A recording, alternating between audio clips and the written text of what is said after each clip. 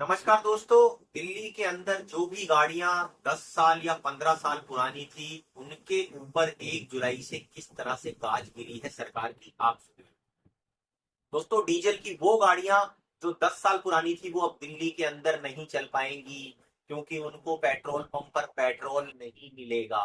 ऐसे ही दोस्तों, वो गाड़ियां जो 15 साल पुरानी थी पेट्रोल की, उनको अब दिल्ली के पेट्रोल पंप पर पेट्रोल नहीं मिलेगा।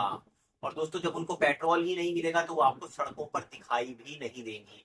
दिल्ली सरकार ने फैसला लिया है दोस्तों कि प्रदूषण को कम करने के लिए वो इन गाड़ियों को पेट्रोल उपलब्ध नहीं करवाएंगे, ताकि जब ये गाड़ियां नहीं चलेंगी तो पॉल्यूशन के अंदर कमी आएगी।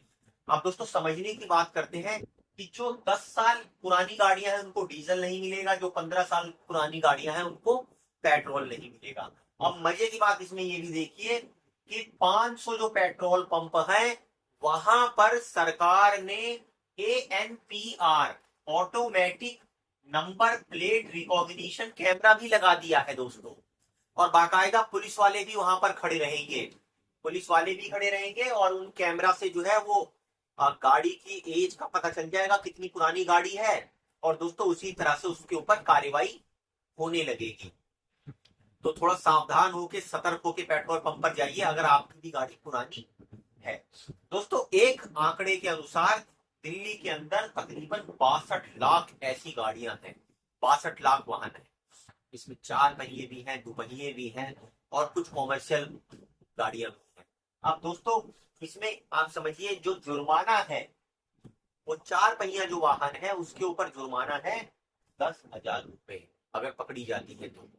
और अगर 2 पहिया बेचारा जो 2 व्हीलर वाला है, जो 10-15-20 हजार रुपए की नौकरी करता है, इसी तरह से अपने घर का पेट पालने के लिए इधर उधर भागता है और नई मोटरसाइकिल ले पाने का जिसके पास जुगत नहीं है, अगर वो भी कहीं अपनी पुरानी मोटरसाइकिल के साथ पकड़ा गया दोस्तों, तो उसका भी 5,000 रुपए का काट दिया जाएगा चालान।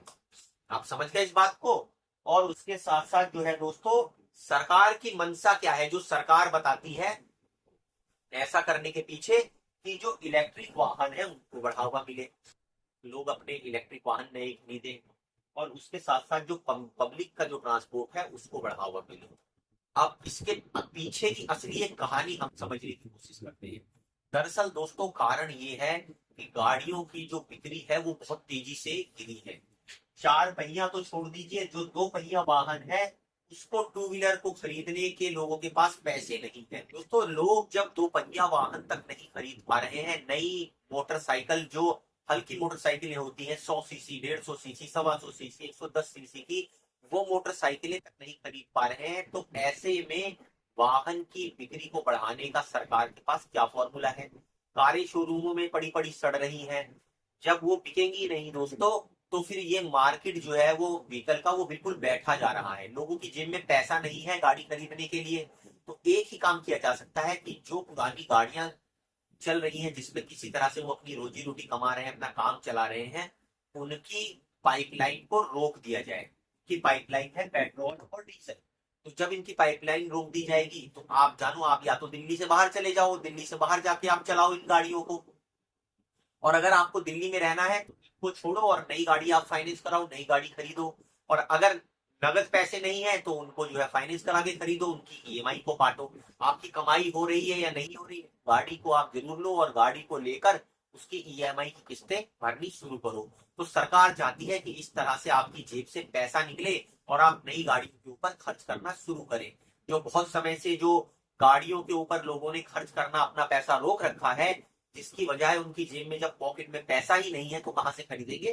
तो सरकार भी नए नए फॉर्मूले निकालकर आपकी जेब से पैसा निकलवाएगी, और वो निकलवाएगी और आपको खरीदना पड़ेगा। अगर आपको रहना है तो करना पड़ेगा दोस्तों। इसको इस बात की तरह समझ लीजिए कि वृंदावन में रहना है तो राधे राधे कहना है। धन्यवाद।